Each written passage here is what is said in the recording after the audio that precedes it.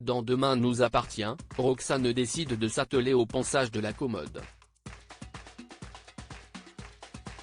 La clé découverte la veille scotchée sous le tiroir a éveillé sa curiosité. Elle aperçoit alors un poinçon gravé. Contre l'avis de sa chérie, la future maman se lance dans une enquête approfondie. Elle réussit à retrouver la trace des propriétaires en 1992-1993. Cependant, impossible de les contacter. Sarah finit par se prendre au jeu et décide de l'aider.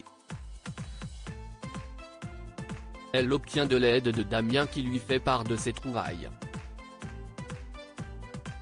Le logo sur la clé correspond à un fabricant de coffre-fort. Il envoie à Sarah la liste des personnes qui en détiennent un. L'enquête est loin d'être terminée. Demain nous appartient épisode du 14 novembre dans la série quotidienne de TF1, Jordan propose s'aider Judy Thomas. Christelle arrive et demande à Jordan une bourriche, mais celui-ci lui demande de patienter. En effet, habituellement, c'est Judith qui s'occupe de la vente. Le ton monte légèrement et Christelle quitte le mât en colère. Le comportement de Jordan revient aux oreilles de sa chérie qui n'apprécie pas du tout. Selon elle, le client est roi. Étonnamment, Marianne trouve que c'est le jeune homme qui a raison. Renaud propose à Christelle de partir aux Maldives pour les fêtes de fin d'année.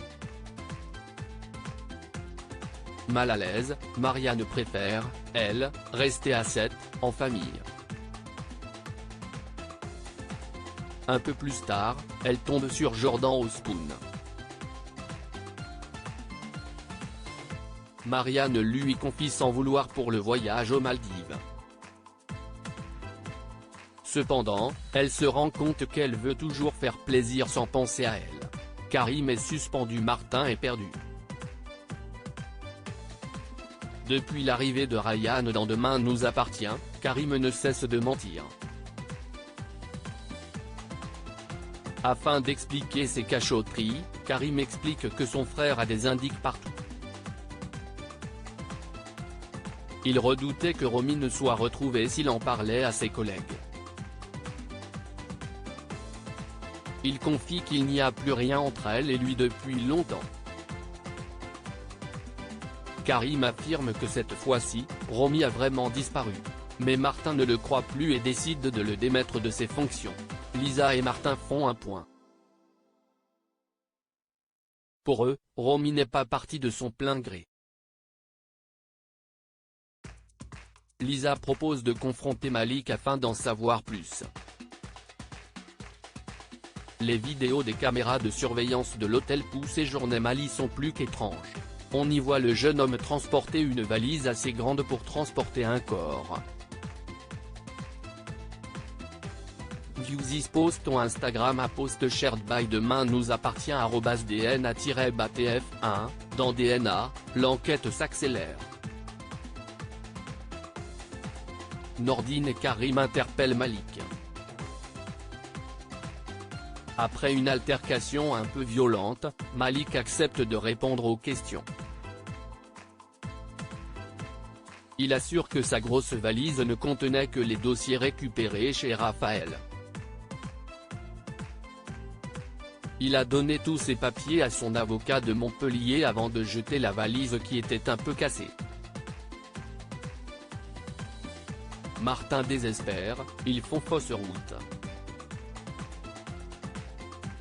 Cependant, un élément va tout faire basculer. En bornant les téléphones à proximité de la cachette de Romy, un numéro l'a interpellé. Il s'agit de celui d'Anna Delcourt.